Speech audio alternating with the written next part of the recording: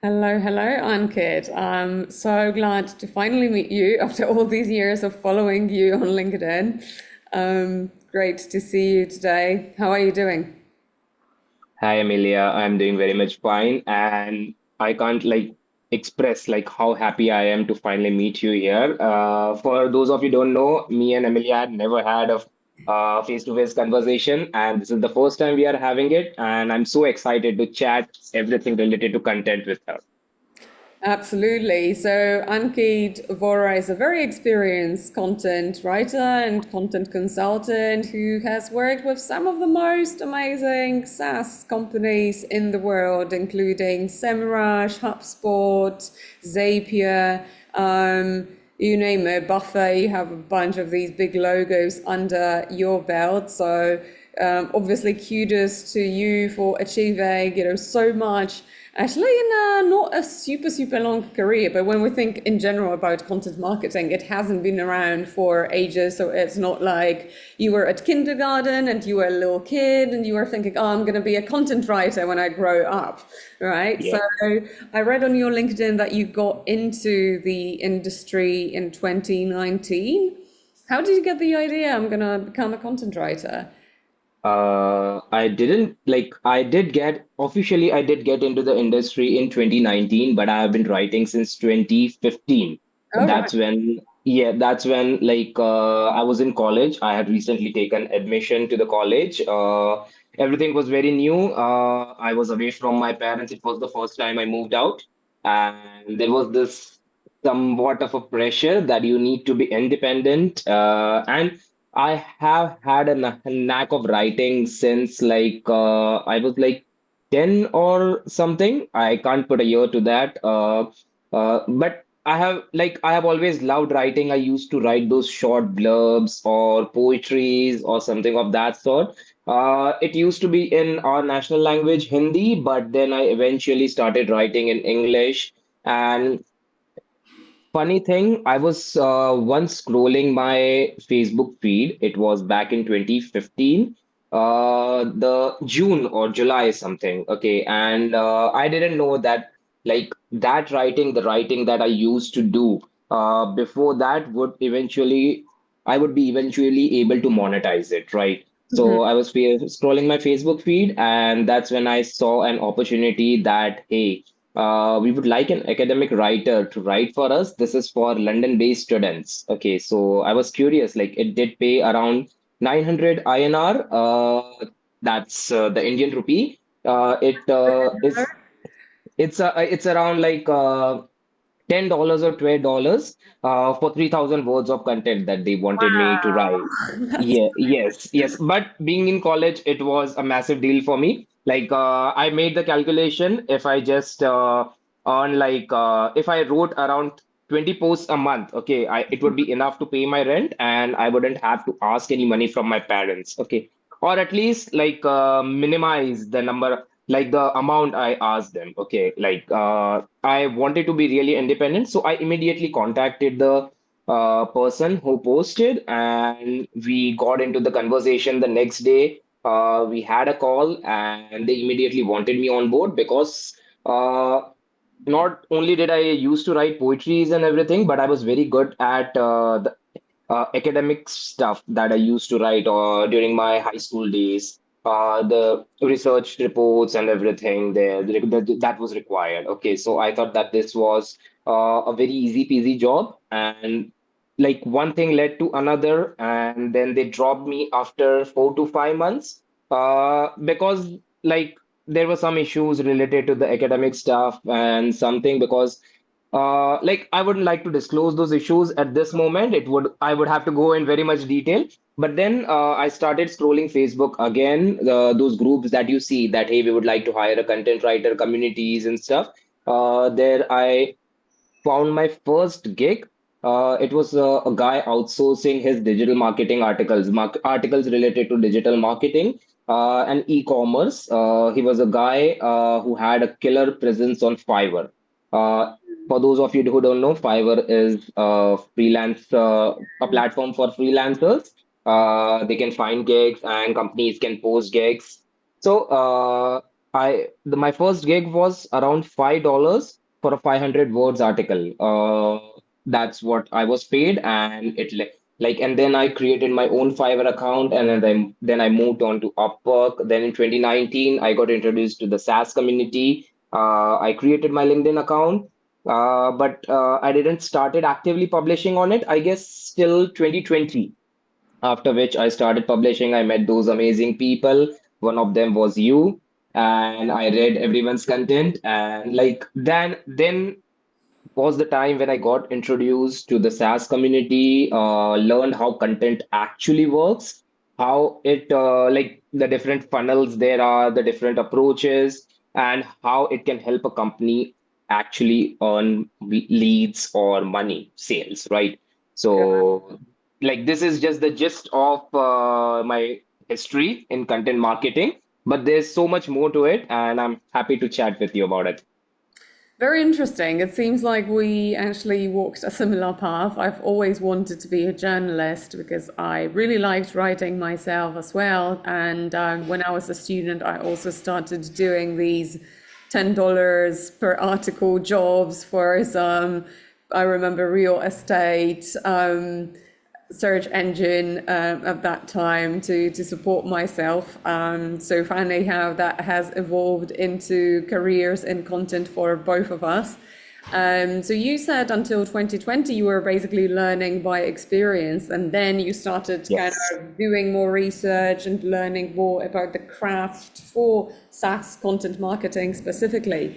Any specific courses or books that you've read at that time that helped you, like really learn the trade and propel your career in SaaS specifically? Funny thing, I have never signed up for a course, even for a free course. Yeah, all of those, whatever the basics that I know about digital marketing, those were from HubSpot, Semrush, Ahrefs, and those kind of blog posts. And Neil Patel, I forgot to Neil Patel. These are the kind of publications that publish very high quality blog posts for beginners as well. So I have never had a course. I just signed up for one course. It was Ryan Law's editing course, but it was way back last year. But before that, in terms of learning, I have never actually tuned into a course. Wow, so you're almost completely self-taught. That's super Yes. interesting. And again, it really resonates with me. I did sign up and I did buy a lot of courses. There are some courses sitting in my Udemy since I think 2016 that I haven't really done yet. Yeah. Personally, I find that in a very like new and fast-paced industry, learning from courses is such a slow lane, right? Because you're sitting there listening to some basics that may be completely relevant or like well known to you and waiting for that nugget of relevant information to appear. While, you could be learning from experience by solving a specific problem that you have at hand while also earning money while doing it, right? So Yes. that's my Yes. I approach. did listen to I did listen to podcasts. One of my favorites was from animals. Okay. Oh, yeah. I used to listen to Jimmy and Ryan and those amazing folks like chat with each other regarding what the content industry is going to be moving forward and what they went into and I also read Animals blog. Okay, I still remember that after I started listening to the podcast, I started binge reading those posts, and they were for advanced content marketers. But still, that was way back, I guess 2 years ago or 3 years ago. But before that, I didn't in 2020 or in 2021, I didn't even sign up for a course. Right. Yeah, Yeah. makes sense. Everything is changing so fast, right? That a course that was Yes. relevant today, yesterday may not be relevant, a few months down the road, especially now. But at some point, you mentioned that the first job you applied to was for students based in London. Were you based in London at that time? It might sound like a relevant question, but no, you No, weren't. no, no. It was an Indian guy who posted about it, and he used to take this contract from, I think, I'm not sure how he used to land those projects, but he used to take those contracts and he used to get those in bulk. And he had a team of writers, academic writers. And still thinking about it, I think it was not right of me to write academic stuff for those students, but I was not aware back then that it was not a like ethical thing to do, right? Okay, so that's totally on me. Yeah, but that's totally on me. I should have known better. But yes, to be honest, I don't know how he landed those clients and those papers, research papers and everything projects. But yes, that was my first gig. Mm-hmm. Got it. Why I asked about it is because, I'm not a native speaker. You're based in India, right? Still, you're not a native speaker either. Did you experience any challenges or difficulties breaking into the industry because of that? Because people were assuming that, hey, for someone to write our content, they need to be an English native speaker. Yes, yes. These were not serious papers, like very serious papers from Harvard or any other place. They were just basic academic papers that would there are some times when your papers you write a 30 or 40 pages paper and it doesn't get evaluated. You just have to submit it just for the sake of submitting it, Yeah, right? There are, yeah. So I guess those were the kind of, and th this is when there was no AI into the mix. Okay. So I had to write everything manually, and uh, like in terms of English, yes, I did face some difficulties. I'm not a native speaker, but it's all about practice, right? As you practice more and more, more and more. And this is the academic stuff. You actually had to use those hard and complex words, right? I think to position yourself as an expert, I would say in B2B SaaS, you need to be as simple as you can get. Okay, but these were academic papers. I had to buy a dictionary and like find out like those words that I can like I used to read 2 to 3 pages of dictionary, 2 to 3 pages of the dictionary every day, and like eventually get better at my craft. And I think in 2 months I was able to reach a point where I didn't get any edits on those papers like, hey, you don't really need to do anything. We have got it covered and etc. etc. And like it was a hard learning curve for me as well. I still have to learn a lot today because learning is a continuous process. That's what I think. But yes, it took me around 2 months to master like an academic paper without even getting edits. Mm-hmm. But let's maybe Yes. apart from the academic writing job and kind of Yes. fast forward to around 2019, 2020, when you're entering the B2B SaaS market. Yes. Did you experience any challenges landing this first, celebrity, let's call it like that, company as your Yeah. client? Because they were questioning, like, do we really want to hire someone who's not a native speaker? Yeah. What do you mean by a celebrity client? Is it an enterprise client or maybe Right, or Zapier, these like very, yeah. very popular brands that give you Yeah. bylines that, yeah.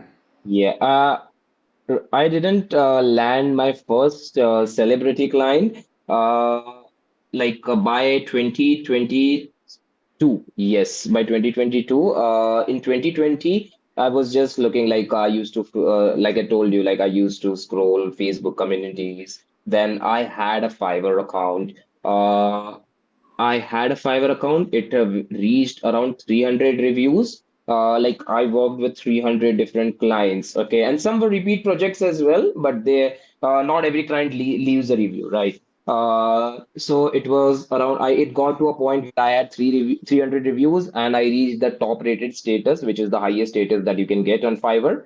Uh, and then due to some reasons, the profile was deactivated. Okay, it was a major, yeah, it was, I think it was back in 2021, I guess. Yes, it was back in 2021. And like from 2020 to 2021, I had worked on 300 plus projects. And then it got deactivated, which was a bummer for me. Like one day you're earning $5,000 a month. Okay, and the next day the next month you don't have anything right in your pockets because your profile, I was completely dependent on the platform. Okay, Wow. so I created another account I had to start from scratch. Okay, I was the kind of guy that like was very disappointed the first day it got deactivated, and then the second day I told myself that hey, I need to get back on track, right? So I created another account, but seems that Fiverr doesn't allow you to create a second account, right? Hmm. That's when I moved to Upwork.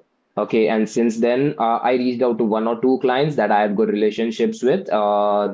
I told them that, hey, could you hire me on Upwork, right, directly? And they were happy to. And starting on Upwork was not a huge challenge for me because I already had a roster of clients, okay, that I relied on, right?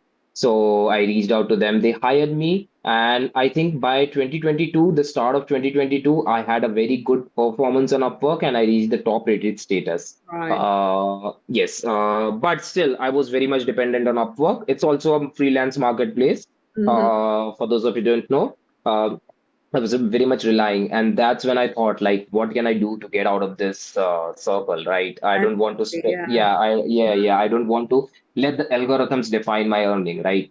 So I started publishing on LinkedIn, and I connected with some of those amazing people. I don't really remember how I joined Superpath. It's a freelance community for content marketers where there are job listings, companies publish job listings and those kind of stuff. So I don't remember what got me into Superpath. But once I got into Superpath, and it was not that competitive. Like today, if I publish a job listing on Superpath, it gets around 200 to 300 messages. Like you get 200 to 300 proposals. So I don't really remember that, but uh, back then it was not the case. Okay, it was not that competitive. Like there were content writers who were not available in such supply, right? So I landed some gigs like Podium, and I worked with like my first client was like first good client, a startup or mid-sized business, I would say, was Scribe. I connected with Jacob, who was the head of content then at Scribe. Mhm. And then, but these gigs were not enough to build me a presence, right? I had to get those bylines, those amazing bylines yeah, those big names in my portfolio so that I was able to land the like more amazing clients at a higher rate with respect to what I'm charging right now. And it wasn't until the end of 2022 that I landed my first big client, and it was Zapier. It was a first paid post that I did, and from there I was on a rolling spree. I think in 2023 I worked my ass off, like got those amazing clients and those big bylines under my portfolio, and that is what led to the moment that I am today.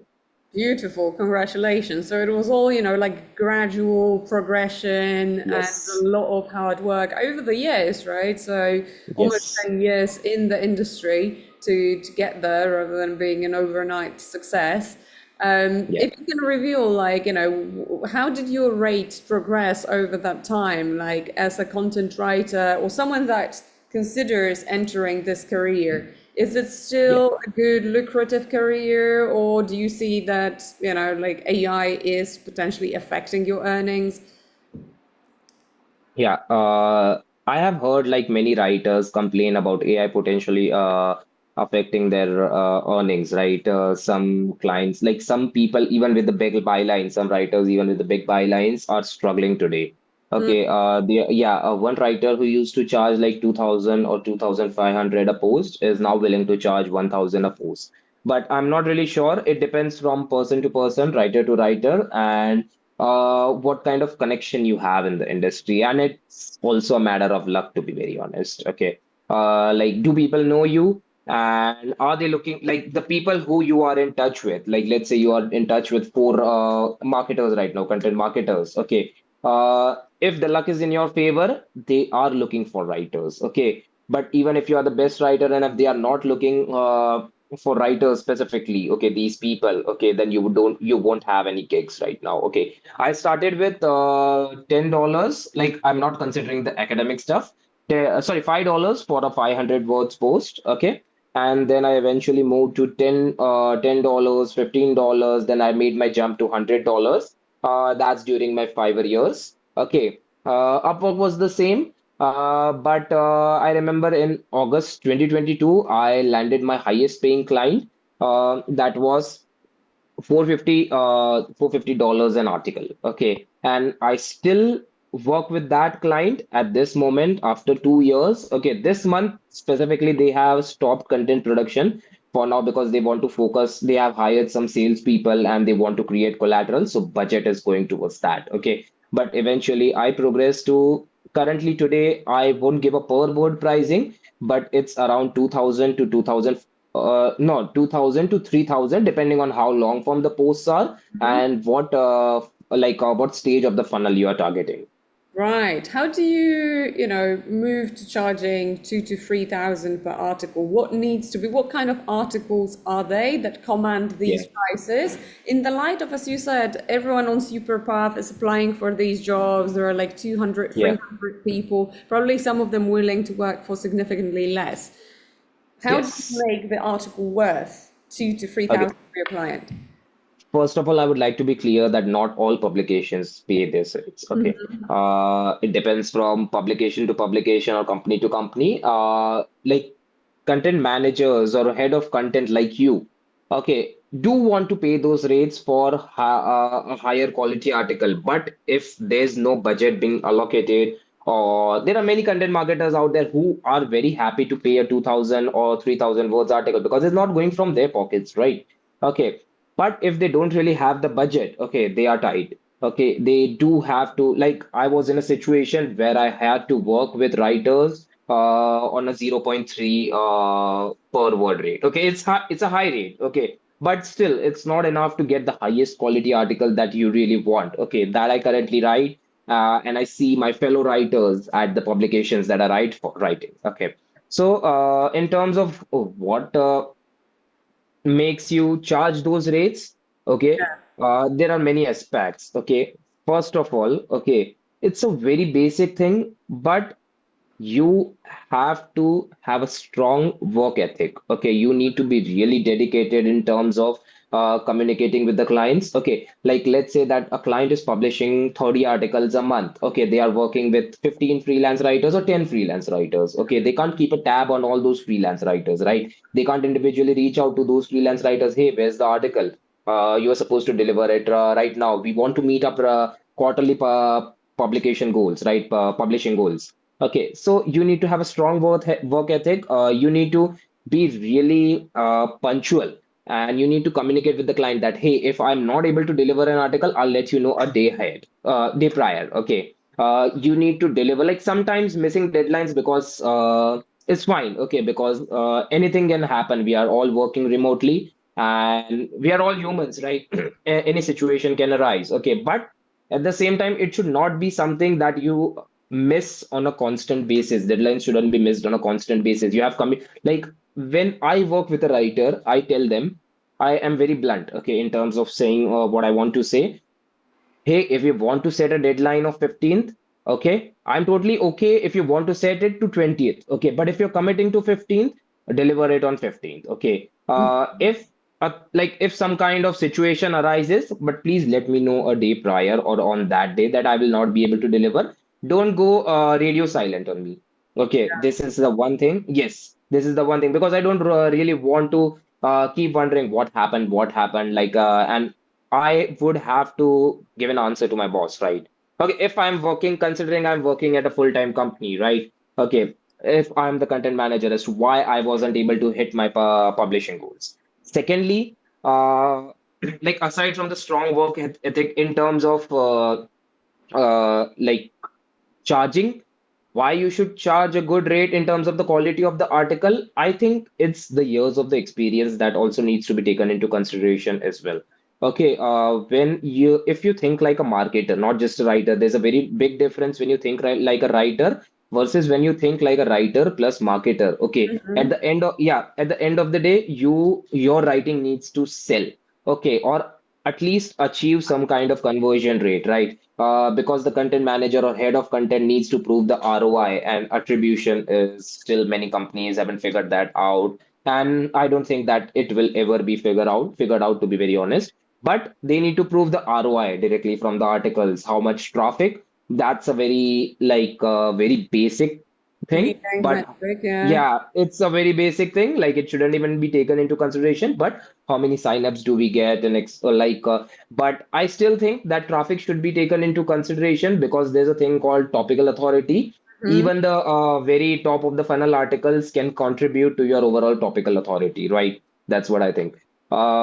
In terms of the quality of the article, I think you need to have a serious understanding of how to add workflows, add CTAs, how to naturally incorporate your product so that your audience, your readers, at least want to give you a chance. Okay, and as there are more touch points, they are willing enough to sign up for a free account or maybe sign up for your newsletter. And like there's the market. If you think like a writer, you will just keep on writing, you will be giving information and go on and on and on and on. Okay, that's no use for anybody in the B2B SaaS industry, right? So a mindset of a writer and the skill of a mindset of a marketer and a skill of a writer. Okay, that's what I personally think.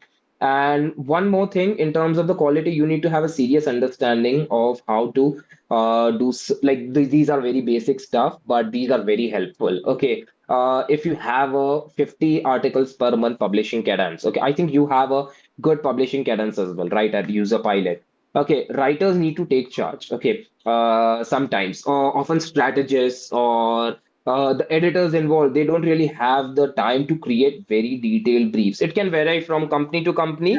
Okay, but the writer needs to take charge in terms of doing SERP analysis himself, creating, if possible, creating a very much detailed outline based on the suggested structure provided to him or her. Okay.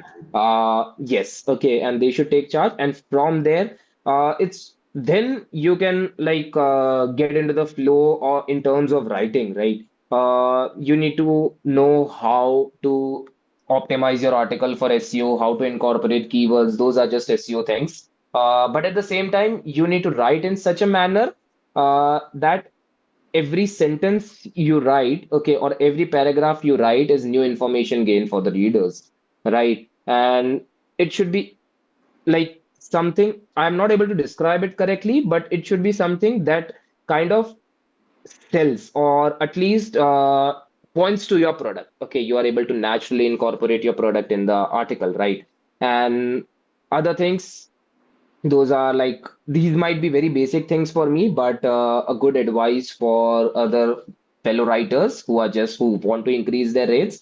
Okay, reach out to internal experts. Okay, reach out to external experts for their inputs. Okay, because you are not a subject matter expert in every topic that you're covering. Okay, if you reach out to these experts, get their opinions. I still remember when I first wrote my article for Zapier, it was related to Google Ads mistakes. Okay, I reached out to 12, 12 over a dozen Google Ads experts. Okay, some marketers in my community were kind enough to connect me with these experts because I didn't have these experts in my network, right?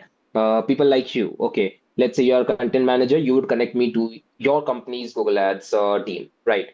So people were very kind enough to connect me with those experts, and I gathered input from all of those experts and added them to my outline. Okay, based on which the outline was approved and I was commissioned for the piece. Okay, so these are very basic things. Reach out to those experts and if possible, do original research. Okay, original research, what do I mean? Like if the company allows you and if you have the time, like if you have the bandwidth, okay, if you're not on a time crunch, okay, this can't take like this is not possible in every company because some companies really want to ship faster. Okay, but original research, what do I mean? Like some kind of survey or gather some like a report, like some kind of survey or ask the data team from the company to give me some like data related to the user behavior on the platform. Okay. To gather reports, Yeah. gather reports related to you won't have this kind of flexibility or permission in every company. But Mm. if you can, okay, this would be very helpful. But I still think companies should do this themselves, the strategists or internal teams should do this Mm. themselves. But to be Hard. very honest, yeah, it's very hard and it's not possible, but it can seriously uplift the quality of the content. Mm. Right. So kind of the bottom line is that to command these high rates, you need to produce a valuable asset that is not going to be just objectively high quality, but that is going to be giving the results that the company cares about, Yes, in that case, yes, revenue. So to summarize, like your personal work ethic, whether you're communicating and delivering on deadlines, then the type of writing you're doing, so thinking like a marketer rather than a writer, and approaching these bottom of the funnel articles with conversion point in mind. yes, What you spoke to creating the outline, so having a clear blueprint and structuring your thoughts. So actually, you know, before you start where you're going with this article, and that then allows you to create this, as I think Tyler Hikes actually put it, monetization logic. And having basically that clear link between the keyword and the piece of writing and the product, so that the readers can understand well how this product is actually going to help them solve yes, this problem.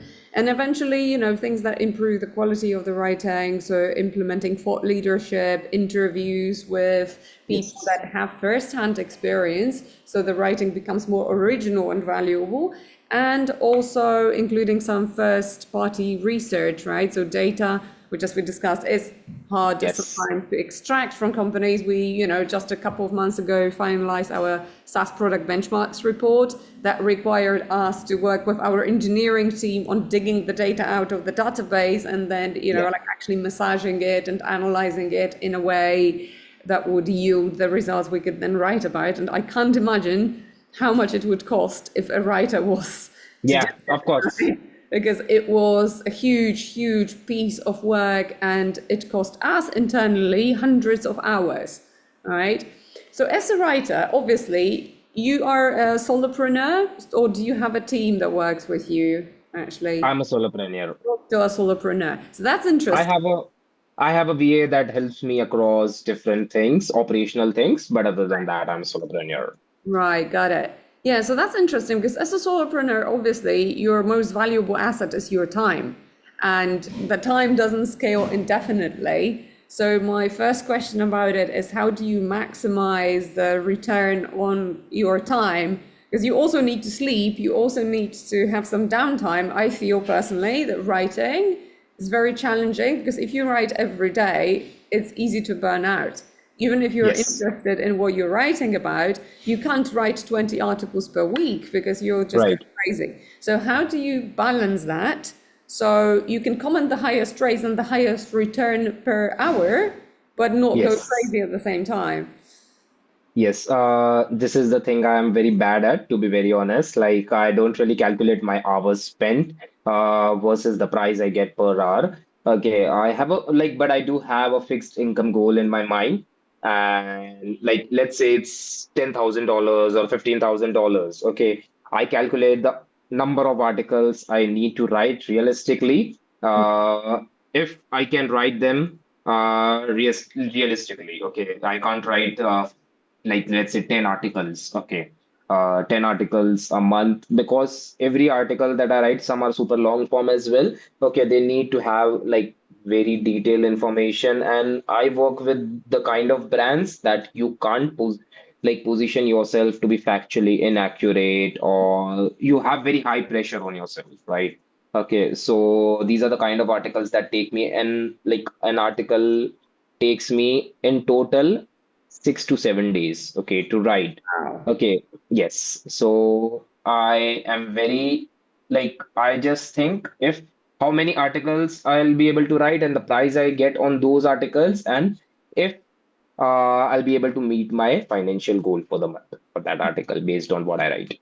So this is the Ferrari of content writing, where you have the Yes, luxury to actually spend 6 to 7 days on an article to make sure it yes, ticks all the boxes in terms of quality, in terms of like this, yes. monetization logic. Have you ever thought of scaling in a different way? So, like even with this approach, as you said, there is a certain basically Yeah.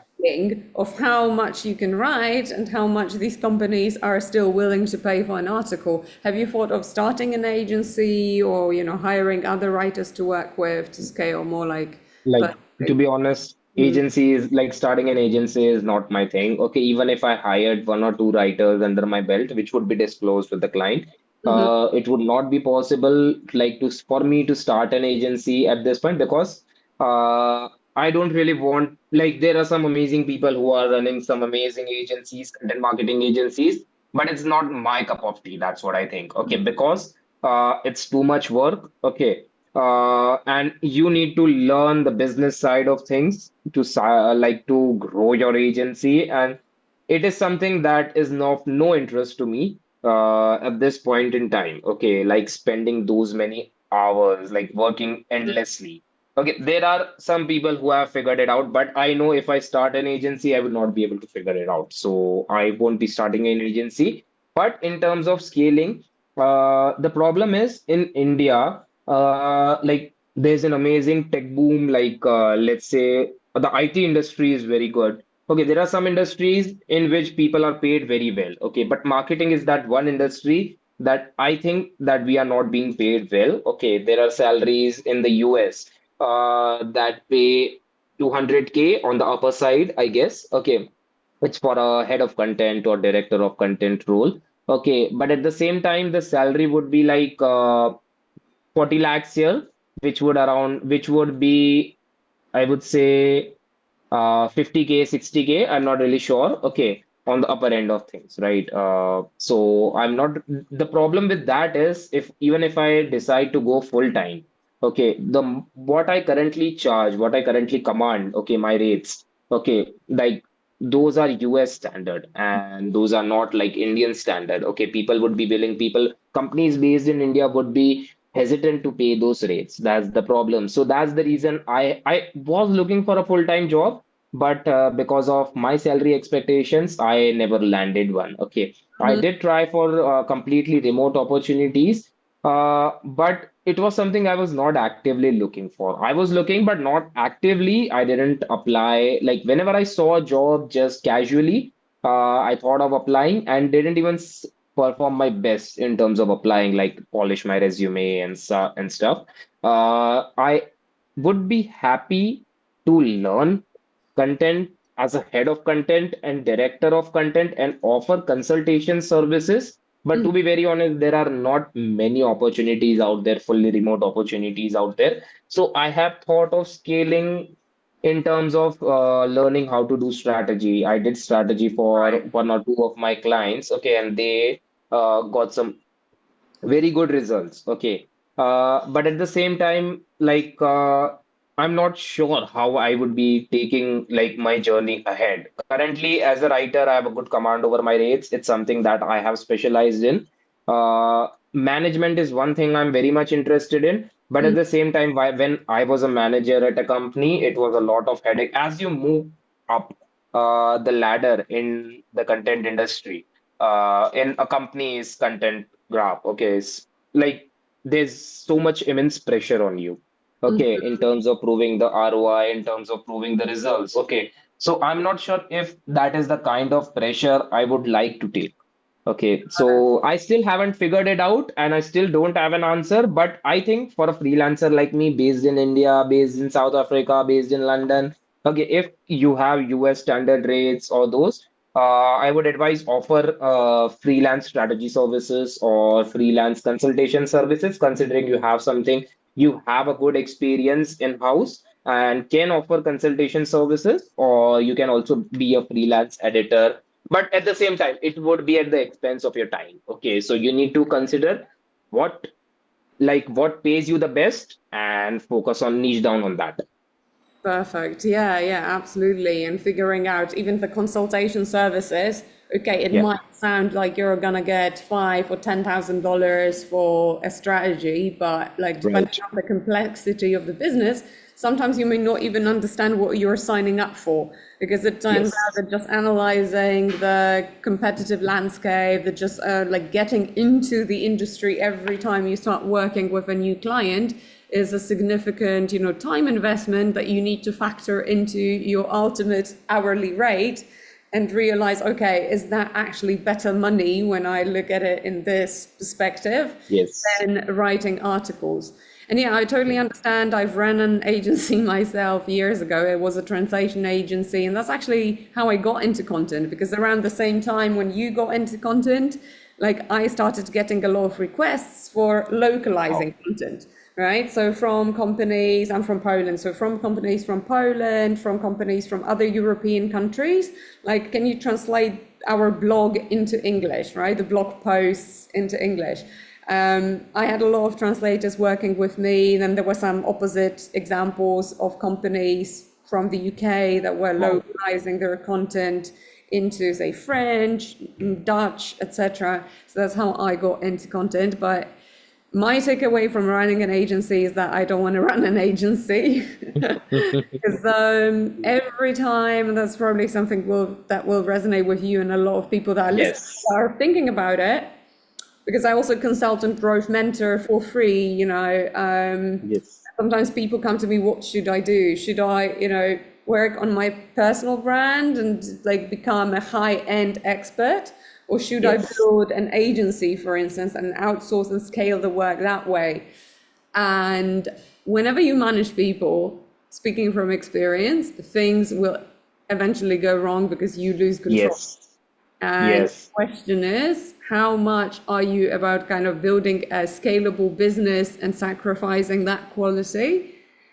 And how much are you about, like having control over the quality and knowing that, Yes. because things Yeah. will inevitably happen and it's just a matter of time until they happen. Basically, you have to compromise the quality for growing your business. Yeah. Okay, that's a no-brainer.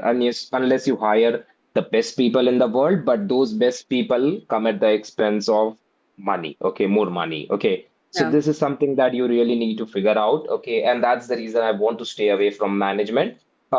In terms of an agency, okay, managing an agency, but I am still very much interested in a content management role, what I would say, at a full-time company because it would be a learning for me as well, right?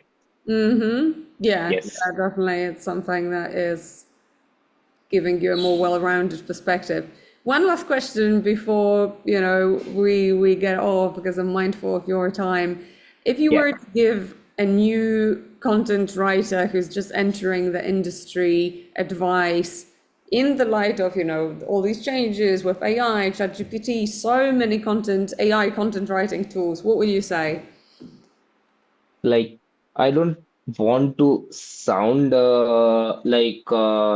demotivating, okay, but to be honest, if I were a writer, okay, if I were a writer that had started after, like, at this, like, if I'm a new writer at the moment, okay, I would very much be scared, okay, because, like, the kind of articles that I would write, okay, Chat GPT, those kind of platforms, okay, they can write way better than low quality writers or who are just at the very start of their careers or even mediocre writers, some mediocre writers. Okay.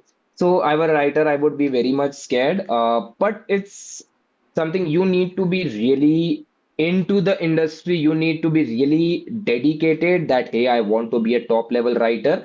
But I'm not sure if you would be able to land those gigs. Okay. Like, let's say that I am like many companies have experimented. Okay, human writer versus AI writer. Okay. And like if it were a very low quality human writer or someone who had just entered the industry with no subject matter expertise, AI would obviously write better than them. Okay, but they would have to be very much dedicated to reach at a point that they would be very much be able to write better than AI, right? They would be able to write better than AI. So it all falls down to how much dedicated you are to being a top tier content writer in the near future. Okay, if you are just disappointed that, hey, I won't be able to make it because AI can write better content than me, okay, then you're not gonna make it. But if you're dedicated that, hey, I will continue trying, I'll fail, I'll try, I'll fail, I try, okay, and eventually write better than AI, then that would be my tip, to be very honest. Okay, Mm-hmm. you need to be completely dedicated. And one more thing, I think good writing is good thinking. Okay, like, yeah, to be very honest, if I were asked the question, okay, like, am I scared that AI will take my job? Okay, I would say no. Okay, I was scared back when ChatGPT was first launched, Right. okay, GPT 3.5, right? So that's when I got my hands. I still remember I got my hands a month later. And I was like, hey, this is very much mind blowing because back at that time, like right now, ChatGPT is very a normal norm for us, right? But back then, like it was a major thing. Like it can write a complete draft, it can write like anything, it can give you anything. Okay, but right now, what I think is ChatGPT or those kind of AI platforms are not good thinkers. Okay, Yeah. we are being paid to think, right? We are being paid to like how can we stitch sentences, okay, or how can we add our subject matter expertise in a way that feels engaging for the reader and it's new information gain. Okay, every sentence that they read is information gain for them, right? Okay, ChatGPT can cover those basic articles that you would find, very top of the funnel articles, but I don't really think, like, let's say I'll give an example. It's about it's a listicle. Okay. Top 10 CRM platforms. Okay. ChatGPT would obviously like a platform, no matter how intelligent it gets, okay, it would scrape the website for the information, right? It would not be able to do at this point. Currently, when I write listicles, okay, I do a genuine comparison. Okay, the top 10, like if I'm writing a listicle about Grammarly alternatives, I compare every alternative. I have a fact sheet like in like where I mention the comparison observations. I mention every alternative. I compare them with Grammarly. Okay, how it stands up again. Its features, okay, grammar check features, AI features, and those kind of stuff. Okay, that's a genuine comparison that I do. Not all writers do that, to be very honest. Okay, they just have a simple format, title, some rating, screenshot, and an overview. Okay, but if you really want to do Excel at listicles, okay, you really need to compare the platforms and everything. That's something that AI tools can't really do. They can't compare. Okay, so that's what I can say. It's good thinking. You are doing original research, right? And in terms of good thinking, I can go on and on. But you really need to think like a marketer, and that is something that AI tools can't really do. AI can write, but cannot like think like a marketer, right? So this would be my final takeaway. So don't be scared of AI. Like incorporate it in your daily workflow. Okay, don't be hesitant to use it. Okay, there are many AI checkers out there, or many companies out there. They are scared because like writers are using AI, they don't really need to be, right? Unless it's a very, like if it's a very good quality article, okay, that matches your standards and everything. And even if it gets like, let's say 70% AI score, okay, but it's a good article for you, right? It won't get, I never think that Google will, like, degrade an article in the SERPs, okay, just because it's AI written. If it's valuable information, which Google has mentioned again and again, it will rank. Okay, and I have seen many AI articles rank till date. Okay, but it does, like, it needs to have a human intervention. Okay, it needs to be heavily edited. You can't ask AI to generate a draft for you and then edit. Instead, you can use AI. Like sometimes I use AI. If it's a very complex sentence that I have written, hey, how can I simplify it for the reader at this level currently? Okay, and it would give you some sort of like easy to read sentence. Okay, that would be easy to understand for your readers. Okay, then you can ask for some inspiration. Hey, can you continue this what I am writing? And it can give you information like inspiration. Like for example, like if I want to add an example, an hypothetical example, I would ask AI, can you give me an hypothetical example related to this scenario? Okay, these are the kind of things that you can incorporate like AI for, use AI for in your daily workflows. That's what I think. So AI use is recommended. I am not against it, but at the same time, don't use this to create content and just publish it as is. Use it for inspiration. Amazing. Yeah, yeah, totally. And, I am not a fan of, obviously, I agree with you that it's impossible to replace good thinking with AI because it Yes. doesn't think, it just predicts which Yes. word is the most likely to appear next. So it can make some really kind of ghastly mistakes as well, as we all know. but it's also very helpful. And when I write for leadership articles for my newsletter, for the Product Brands newsletter, I also use AI for that. I don't use it in the way that people imagine that it writes for me. Yes.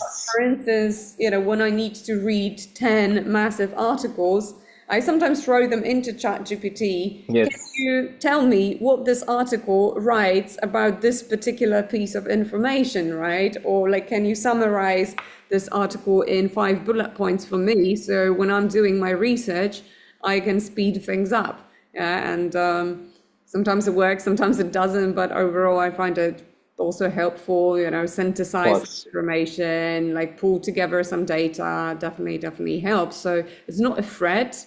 It's probably, a help, but you shouldn't compete with it, right? That's the Yes. takeaway. Amazing conversation. Thank you so much, Ankit. It was lovely to chat with you, and I feel like we could talk about content for hours still. Yes.